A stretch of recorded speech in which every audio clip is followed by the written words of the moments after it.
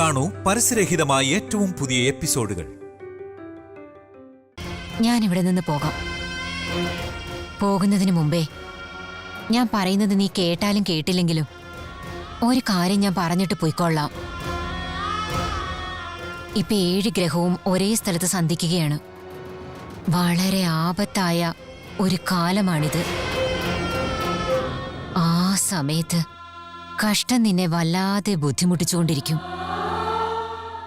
നഷ്ടം നിന്നെ തേടി വരും. നിനക്ക് മനസ്സിലാവുന്നുണ്ടോ? നീ ശരിക്കും ധൈര്യമായി തന്നെ ഇരിക്കണം. നീ പറഞ്ഞത് ഞാൻ കേൾക്കില്ലെന്ന് വിചാരിച്ച് നീ എന്നെ ഭയപ്പെടുത്താൻ പോവാണോ?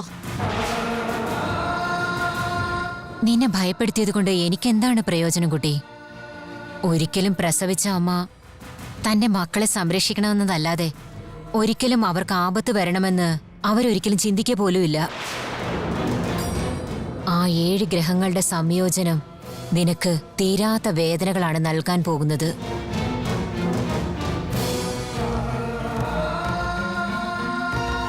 എന്ത് നടക്കും? ഞാനും മരിച്ചു പോവോ?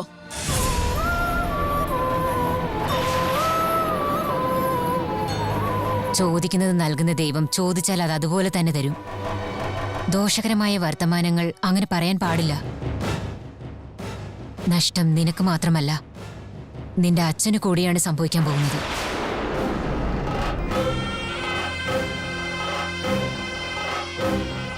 നിന്റെ അച്ഛനെ നിനക്ക് സംരക്ഷിക്കണമെന്നുണ്ടെങ്കിൽ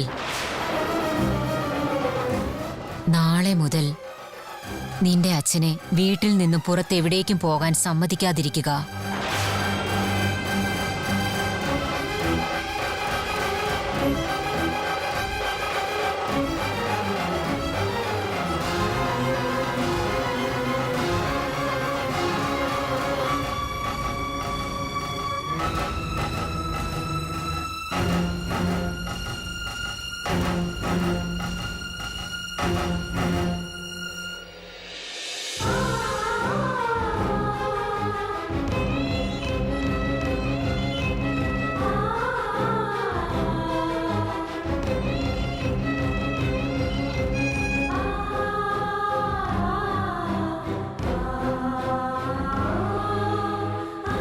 ഇത് അമ്മയുടെ ഏലസാണ്. ഈ ഏലസ് നിന്റെ അച്ഛന്റെ കയ്യിൽ കെട്ടുകയാണെങ്കിൽ യാതൊരുവിധ ആപത്തും സംഭവിക്കാതെ ഈ ഏലസ് അവരെ സംരക്ഷിക്കുക തന്നെ ചെയ്യും.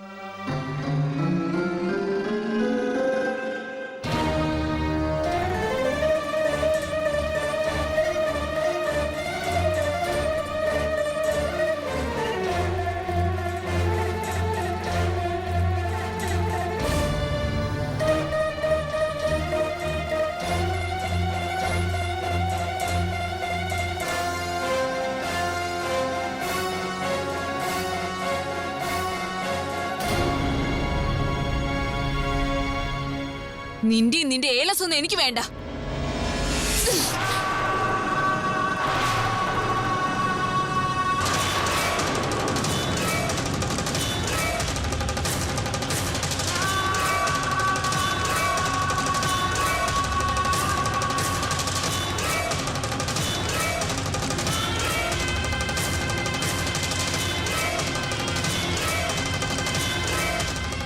ആദ്യം നീ ഇവിടുന്ന് പോകുന്നോ ഇല്ലയോ?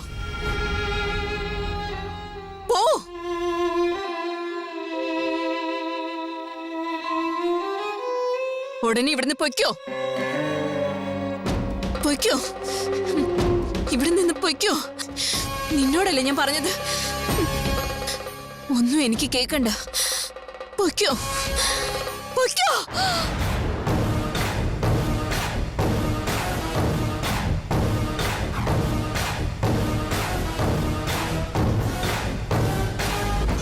എന്താ ഇത്? ഇതെല്ലാം സ്വപ്നമായിരുന്നോ?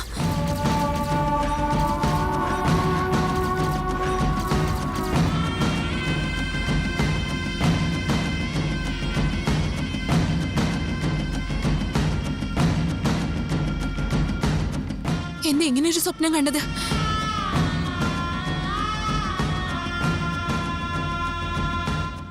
കൈനോട്ടക്കാരി എന്തിനാ സ്വപ്നത്തിൽ വന്നത്? ഈ തായത്താണ് നിന്റെ അച്ഛനെ സംരക്ഷിക്കുന്നത്. ഞാനെന്തിനിങ്ങനെ സ്വപ്നം കാണുന്നത്? എന്താ ഇത്?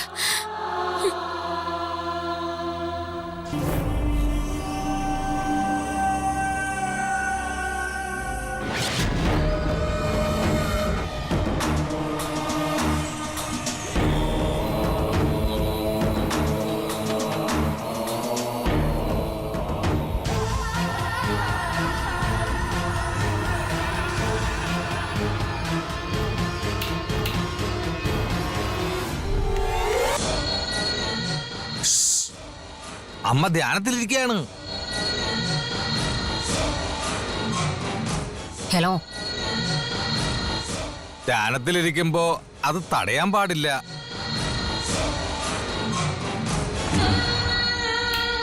ഹലോ.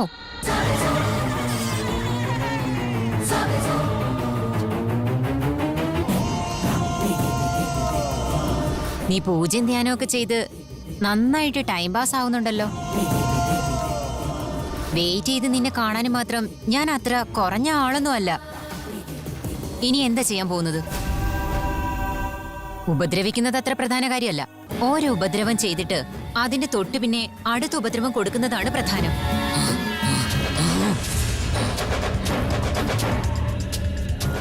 ഞാൻ എന്താ ചെയ്യേണ്ടതെന്ന് നീ എനിക്ക് പറഞ്ഞു തരുവാണോ? നീ എന്നെ പഠിപ്പിക്കാൻ നോക്കുവാണോ? ശത്രുവിന് മരണദോഷം കൊടുത്ത് അവരുടെ കുലദേവതയായ നാഗദൈവം പോലും എന്നെ സംശയിക്കണം. ഇപ്പോ ആ കുടുംബത്തിന്റെ സർവശക്തിയായിട്ടുള്ള ധൈര്യത്തെ ഞാൻ ഇല്ലാതാക്കും. കട്ടിലിൽ നിന്ന് ഓരോരോ കാല് മാത്രമായി ഊരിമാറ്റിയ അവസാനം അതിന്റെ വരികൾ മാത്രമാകും ഉണ്ടാവുക. ഭവാനിക്കുണ്ടായിരുന്ന വിശ്വാസത്തെ ഞാൻ ഇല്ലാതാക്കും. ഇപ്പൊ ബാക്കിയുള്ള ധൈര്യത്തെ ഞാൻ ഇല്ലാതാക്കും. അതിനുശേഷം അവൾ ഒറ്റയ്ക്കായി പോവും. അതിനുശേഷം ആ ഭവാനി കീഴടങ്ങിടും. നമ്മളപ്പോൾ ജയിക്കും. ആ വിശ്വാസത്തിലാണ് ഞാനിപ്പോൾ ഉള്ളത്. എന്നുവെച്ചാ ഇപ്പൊ അമ്മ വേറെ ആരെങ്കിലും കൊല്ലാൻ വേണ്ടി പ്ലാൻ ചെയ്തിട്ടുണ്ടോ അമ്മേ?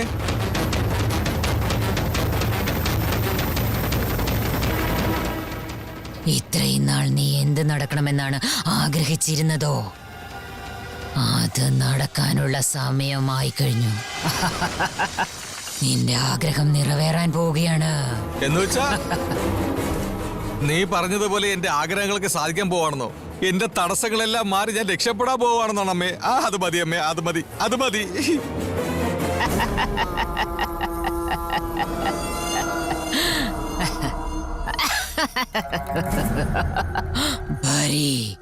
വിശ്വംഭരി.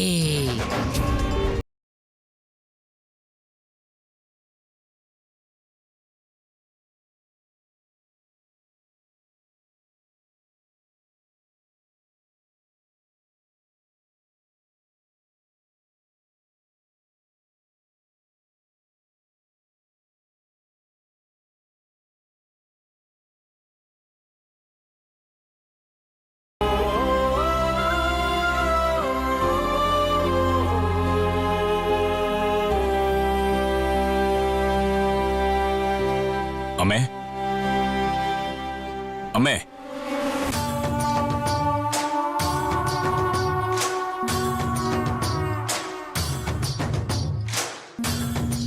എന്താ മോനെ കൃഷ്ണ? ഞാൻ ഭവാനിയുടെ കല്യാണം നടത്താൻ തീരുമാനിച്ചമ്മേ.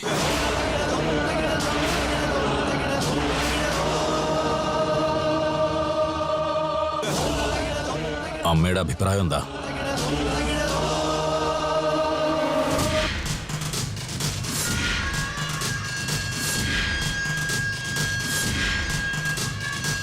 ഈ സമയത്ത് എന്തിനാണ് കല്യാണം?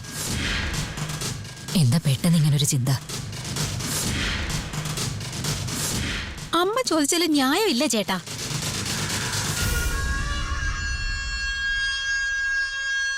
മകൻ മരിച്ചതിൽ യാതൊരു വിഷമവും ഇല്ലാതെ തൊട്ടടുത്ത ദിവസം തന്നെ മോളുടെ കല്യാണം നടത്താൻ പോവാന്ന് നാട്ടുകാര് പറയില്ലേ?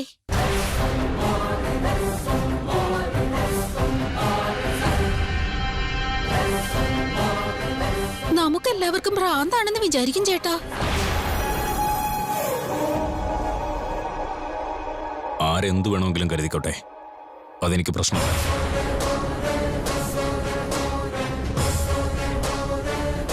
വീട്ടിലുള്ള ആരെങ്കിലും മരിച്ചു കഴിഞ്ഞാൽ 1 വർഷം കഴിയുന്നതുവരെ വീട്ടിലെ ആൺകുട്ടിക്ക് കല്യാണം നടത്താൻ പാടില്ല. എന്നാൽ ശാസ്ത്രം നോക്കിയാൽ പെൺകുട്ടിയെ കന്യാദാനം നടത്തി കല്യാണം നടത്തി കൊടുക്കാം. മരിച്ചുപോയ ആളിന്റെ പേരിൽ ചെയ്യുന്ന ദാനത്തിന് കന്യാദാനം വളരെ നല്ലതാണെന്നാണ് പറയുന്നത്. നമ്മുടെ സമ്പ്രദായത്തിനെതിരായിട്ട് ഞാൻ ഒന്നും ചെയ്യണമെന്ന് വിചാരിക്കുന്നില്ല.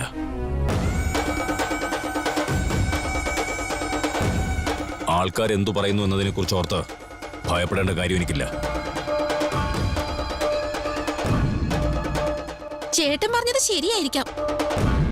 പക്ഷെ ഇത്രയ്ക്ക് ധൃതി പിടിച്ച് ഭവാനിക്ക് എന്തിനാ കല്യാണം നടത്താൻ പോകുന്നതെന്ന് മനസ്സിലാവുന്നില്ല.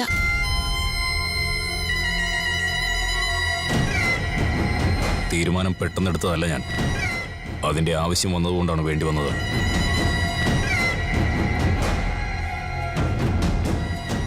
ആവശ്യമാണെന്ന് നിങ്ങൾ പറയുന്നു, പക്ഷെ ഇവിടെ മറ്റാർക്കും അത് അത്യാവശ്യമാണെന്ന് തോന്നുന്നില്ല.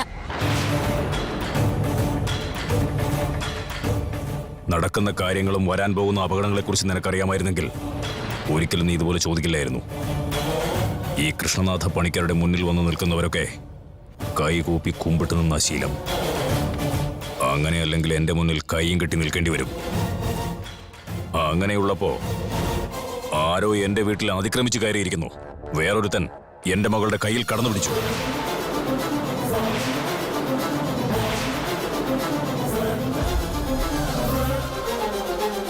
മിനിഞ്ഞാന്നെന്തോ പൊട്ടിത്തെറിച്ചിട്ട് എന്റെ മോൾക്ക് ആപത്തുണ്ടായില്ല.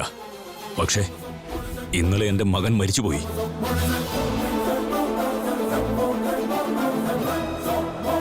നാളെ എന്തൊക്കെ നടക്കുമെന്നോ, എനിക്കോ അവൾക്കോ എന്തെങ്കിലും അപകടം സംഭവിക്കുമോ എന്ന് എനിക്ക് ഭയമാണ്.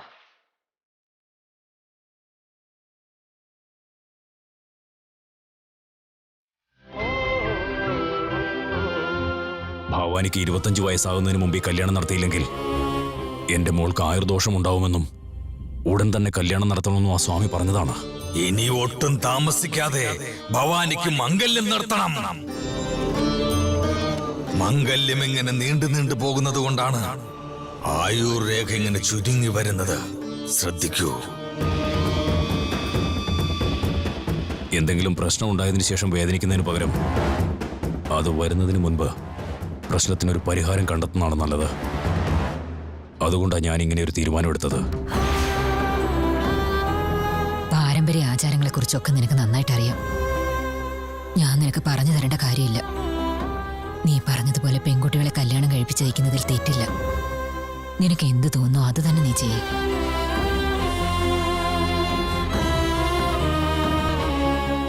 എന്താ ഇത്? തെറ്റാണെന്ന് പറയുന്നതിന് പകരം തെറ്റല്ലെന്ന് പറഞ്ഞോണ്ടിരിക്കുന്ന എന്താ? ഭാര്യയും ഭർത്താവും ഒരുമിച്ച് ചേർന്ന് കന്യാദാനം നടത്തിയാലേ പൂർണ്ണമായിട്ടും ഫലം കിട്ടൂ. ചേട്ടത്തി ഇല്ലാത്തത് കൊണ്ട് ചേട്ടന് തനിയെ എങ്ങനെയാ കന്യാദാനം നടത്താൻ പറ്റുക? കൗസല്യയും ഭർത്താവും ചേർന്ന് കന്യാദാനം നടത്താന്ന് വിചാരിച്ചാ ഇപ്പൊ അവളുടെ ഭർത്താവും ജീവിച്ചിരിപ്പില്ല.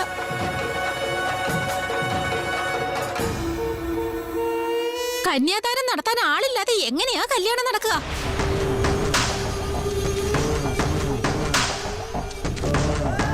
ഇതില് ശരിയും തെറ്റും തിരിച്ചറിയാതെ തോന്നുന്നതൊക്കെ ചെയ്താൽ മതിയോ? നിന്റെ ആലോചനയും തീരുമാനവും ഒന്നും എനിക്ക് ആവശ്യമില്ല. ഈ നാട്ടിൽ നമ്മുടെ കുടുംബത്തെ ബഹുമാനിക്കുന്നവർ ഒരുപാട് പേരുണ്ട്. ഇനി കല്യാണത്തിന് അവരാരും വന്നില്ലെങ്കിൽ കൂടി ക്ഷേത്രത്തിൽ വെച്ച് മാലയണിയിച്ച് ഞാൻ കല്യാണം നടത്തി കൊടുക്കും.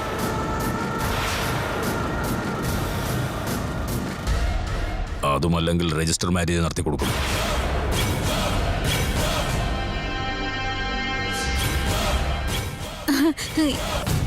എന്നോട് എന്തിനാ ചേട്ടാ ദേഷ്യപ്പെടുന്നേ? നിങ്ങൾ എന്നെ വേണ്ടാന്ന് പറഞ്ഞാലും ഞാൻ നിങ്ങളെ എല്ലാവരും എന്റെ സ്വന്തമാണെന്ന് വിചാരിക്കുന്നത് കൊണ്ടാ നിങ്ങളുടെ വേദന എന്റെയും കൂടി വേദനയായത്. എന്തൊക്കെയാ സംഭവിക്കാൻ പോന്നേ? ആർക്കെങ്കിലും എന്തെങ്കിലും ആപത്ത് വരുമോന്ന് എനിക്ക് എപ്പോഴും പേടിയാ. മനസ്സ് വേഗമാ. നിങ്ങളുടെ മകളെ എന്റെ മോനെ കൊണ്ട് കെട്ടിച്ചില്ലേലും ഒരു പ്രശ്നവും ഇല്ല. ഭവാനി എന്റെ മരുമകളായിട്ടല്ല, സ്വന്തം മകളായിട്ടാ കാണുന്നേ. അവളോടുള്ള ആ സ്നേഹത്തിന്റെ പുറത്തും ചേട്ടൻ ഒരു ചീത്തപ്പേരും കൂടി വരരുതെന്ന് കരുതിയിട്ടാ ഞാൻ ഇങ്ങനെയൊക്കെ പറയുന്നത്. ഞാൻ ഇത്രയൊക്കെ പറഞ്ഞിട്ട് നിങ്ങൾക്കൊന്നും മനസ്സിലാവുന്നില്ലെങ്കിൽ പിന്നെ നിങ്ങളുടെ ഇഷ്ടം പോലൊക്കെ ചെയ്തു. പക്ഷേ ഇപ്പോ ഉടനെ കല്യാണം വേണോന്നൊക്കെ പറഞ്ഞാലും ആരെ കൊണ്ടാ ഇപ്പൊ കെട്ടിക്കുക? അതും പോരാഞ്ഞിട്ടൊരു മരണ വീട് കൂടിയാ. നിന്റെ സ്നേഹത്തിനും ഉപദേശത്തിനും ഒക്കെ വളരെയധികം നന്ദി. എന്റെ മകളെ അവനും ഇഷ്ടമാണ്, അവനെ എന്റെ മകൾക്കും ഇഷ്ടമാണ്. അവനാണ് നമ്മുടെ വീടിന്റെ മുന്നിലുള്ളത്.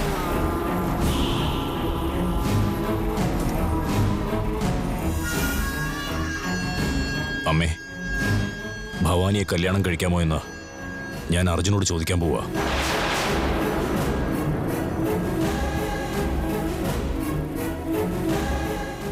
കൃഷ്ണ, എന്തായാലും നീ ഭവാനിയോടൊന്ന് ചോദിക്ക. അവളുടെ അഭിപ്രായം കൂടെ നമുക്കറിയണ്ടേ? അമ്മേ, നമുക്ക് സമയം കുറവാണ്. എന്റെ മോള് ഞാൻ പറയുന്നത് കേൾക്കാതിരിക്കില്ല. ചേട്ടന്റെ കൈയും പിടിച്ച് മണ്ഡപത്തിലേക്ക് പോകണമെന്ന് അവൾ ആഗ്രഹിച്ചിരുന്നത്. ഇപ്പൊ അതുകൊണ്ട് അവൾ കല്യാണം വേണ്ടെന്ന് പറയുന്നത്.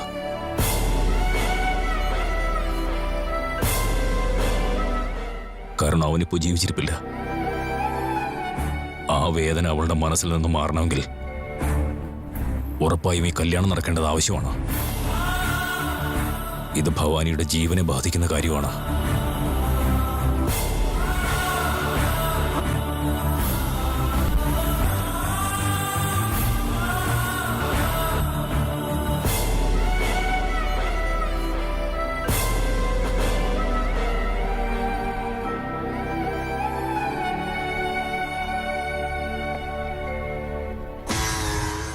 നാളെ മുതൽ 3 ദിവസത്തേക്ക് അച്ഛൻ വീടിന് പുറത്തൊന്നും പോകാതെ പ്രത്യേകം ശ്രദ്ധിക്കണം.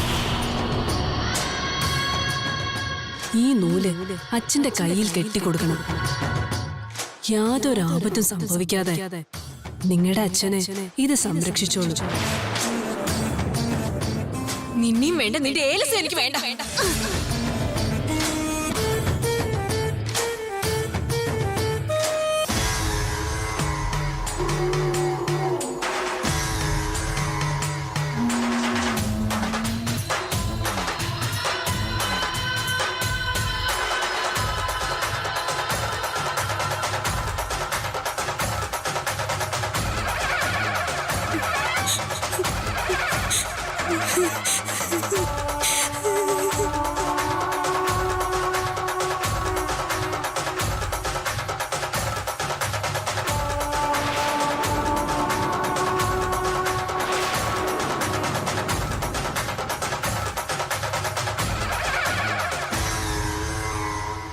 ജനങ്ങളോട് കള്ളം പറഞ്ഞ അവരെ വിശ്വസിപ്പിക്കുന്നതാണോ നിന്റെ ജോലിയോ? വീണ്ടും എന്ത് കള്ളം പറയാനാണ് നീ ഇങ്ങോട്ട് വന്നിരിക്കുന്നത്?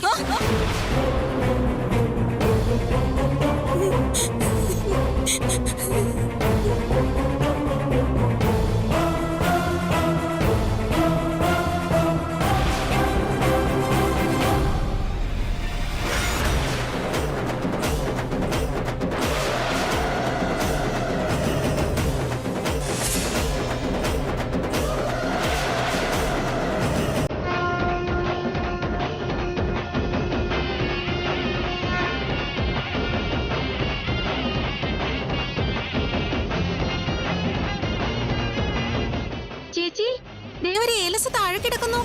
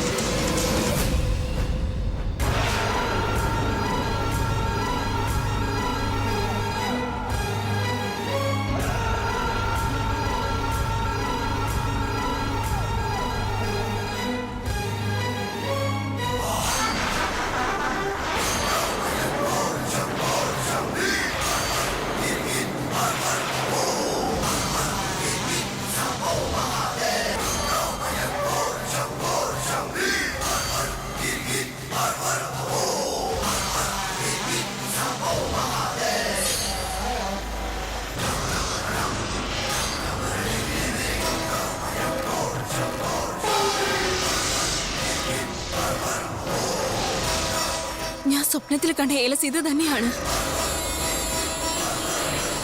7 ഗ്രഹവും ഒന്നായി ചേരുന്നതുകൊണ്ട് നിങ്ങൾക്കൊരു തീരാ നഷ്ടം ഉണ്ടാകാൻ പോകുകയാണ് കുട്ടി. എന്താകും? ഞാനും മരിച്ചു പോകുന്നാണോ? ആപത്ത് വരുന്നത് നിനക്കല്ല കുട്ടി, നിന്റെ അച്ഛനാണ്. നിന്റെ അച്ഛനെ വളരെ നന്നായി നീ ശ്രദ്ധിക്കേണ്ട ഒരു സമയമാണിത്. നാളെ മുതൽ 3 ദിവസത്തേക്ക് നിന്റെ അച്ഛൻ പുറത്തെങ്ങും പോകാതിരിക്കാൻ നീ പ്രത്യേകം ശ്രദ്ധിക്കണം.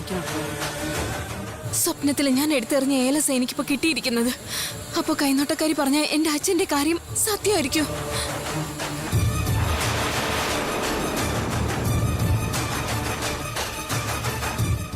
അങ്ങനെയാണെങ്കിൽ എന്റെ അച്ഛൻ ഇപ്പൊ അച്ഛൻ എന്താ സംഭവിക്കുകയെന്ന് അറിയില്ലല്ലോ. അച്ഛ അച്ഛ അച്ഛ അച്ഛ അച്ഛ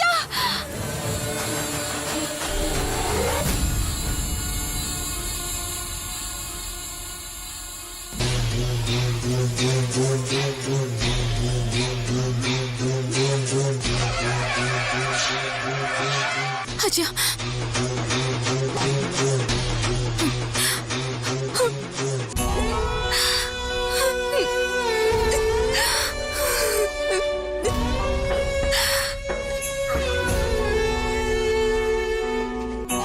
എന്തു പറ്റി മോളെ? നമ്മൾ എത്ര കരഞ്ഞാലും ശരി, നമ്മുടെ കണ്ണീർ അവനെ ഒരിക്കലും തിരികെ കൊണ്ടുവരില്ല മോളെ. കരയാതിരിക്കെ.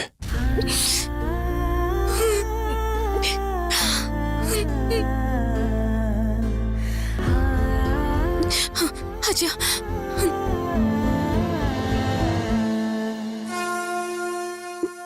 അച്ഛൻ കൈ കാണിച്ചേ. എന്തിനാ മോളെ?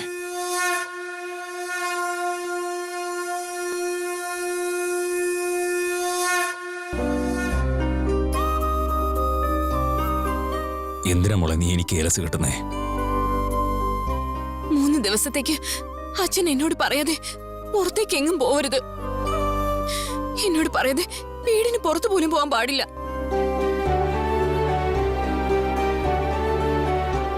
പോയാൽ നിന്റെ ചേട്ടനെ പോലെ ഞാനും മരിച്ചു പോകുന്നാണോ വിചാരിക്കുന്നേ? അച്ഛാ